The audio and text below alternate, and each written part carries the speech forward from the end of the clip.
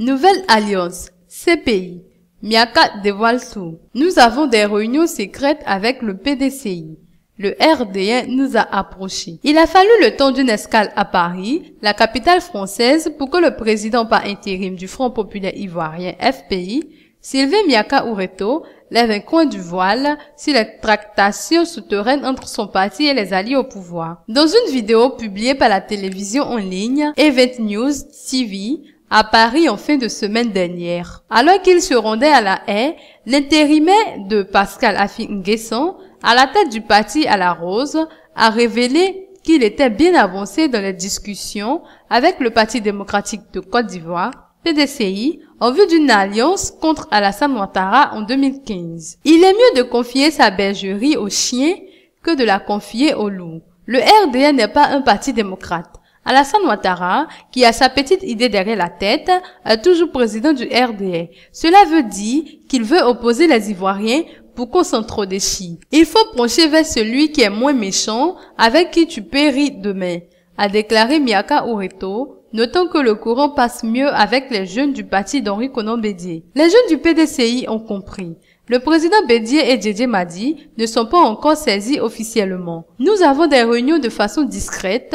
Une équipe de travail est mise en place et nous avançons, a encore révélé Miaka. Selon lui, ce rapprochement entre son parti et le PDCI inquiète le parti d'Alassane Ouattara. Le RDN qui se sent menacé m'a approché pour raconter des histoires sur des bases tribalistes, a révélé le président du FPI qui se rendait à La Haye dans l'espoir de rencontrer l'ex-président Laurent Gbagbo, écroué à la prison de Scheveningen depuis le 30 novembre 2011. Il a dit espérer rencontrer son chef avant une éventuelle reprise du dialogue politique avec le gouvernement le 27 juin. Nous sommes en position de force, mais nous ne sommes pas gonflés.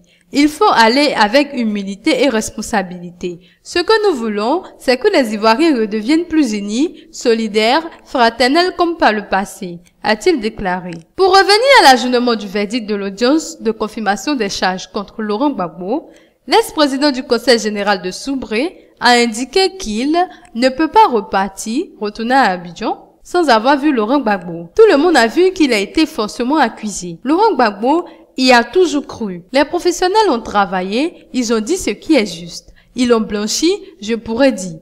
Au vu de ce que les spécialistes nous disent, nous sommes sereins, a soutenu Miaka Oureto depuis Paris. Avant de poursuivre, Fatou Bensouda ne peut pas avancer plus que ce qu'elle a fait, sinon elle va se tourner en ridicule. Tout ça, c'est zéro, c'est du pipeau. Il n'y a rien. C'est pourquoi elle veut faire appel, mais elle se met en difficulté. Le FPI est serein. La présence de Laurent Gbagbo à La Haye doit être, selon lui, une leçon pour tous les Ivoiriens.